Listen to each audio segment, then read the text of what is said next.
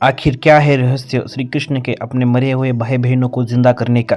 तो श्री कृष्ण अपने माता पिता को छुड़ाने के लिए जब वो कारागार में जाते हैं, वैसे ही श्री कृष्ण अपने माता पिता को देख रहे होते हैं। उनकी नन्हे स्वरूप में थे, वैसे ही अपनी माता के सामने आ जाते हैं। माता देवकी अपने सभी बच्चों को देख के, तुम अपने माता पिता को एक दिन जरूर छुड़ा, और नारायण का लाख लाख शुक्र। ऐसे ही माता देवकी उनको पीछे से आवाज लगाती है, पुत्र एक। इसके बाद श्री कृष्ण कहते हैं कि हाँ माता। इसके बाद माता मत कीजिए दाऊ, मैं यहाँ पर सभी उपस्थित सभी की स्मृतियां मिटा दूंगा। नन्हे स्वरूप में थे, वैसे ही अपनी माता के सामने आ जाते हैं। माता देवकी अपने सभी बच्चों को देख पिता को छुड़ा लिया।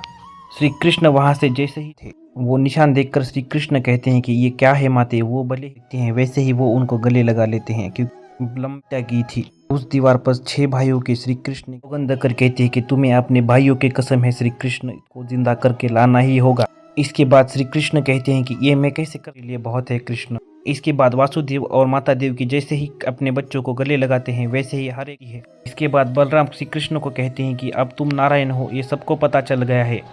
दाऊ को श्री कृष्ण से ही माता देव की उनको पीछे से आवाज लगाती है, पुत्र एक। इसके बाद श्री कृष्ण कहते हैं कि हाँ माता।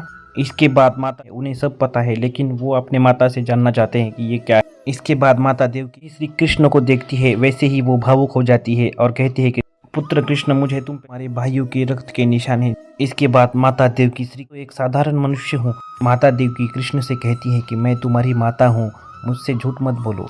मुझे पता है तुम सबसे अलग हो, तुम में कुछ तो विशेष बात है। माता देव की मेरे सभी 6 भाई अभी पाताल लोक में हैं।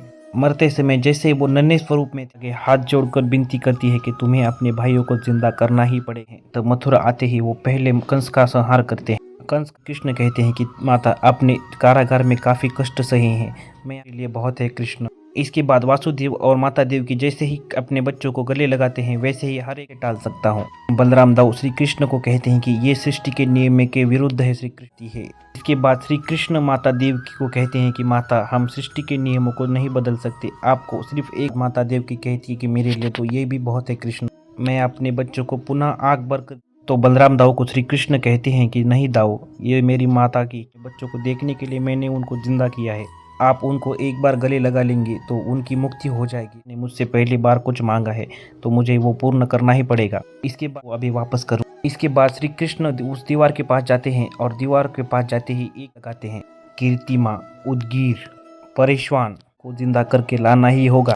इसके बाद श्री कृष्ण कहते हैं कि ये मैं कैसे कर। उस दीवार के पास लेके जाती है, जहाँ पर श्री कृष्ण के 6 भाइयों को दीवार पर फेंककर उन नन्हे से शुद्ध व्रत घृणी। जैसे ही श्री कृष्ण अपने भाइयों को आवाज लगाते हैं, वैसे ही सभी है। इसके बाद श्री कृष्ण माता देव को कहते हैं कि माता, हम सृष्टि के नियमों को नहीं बदल सकते, आपको सिर्फ एक।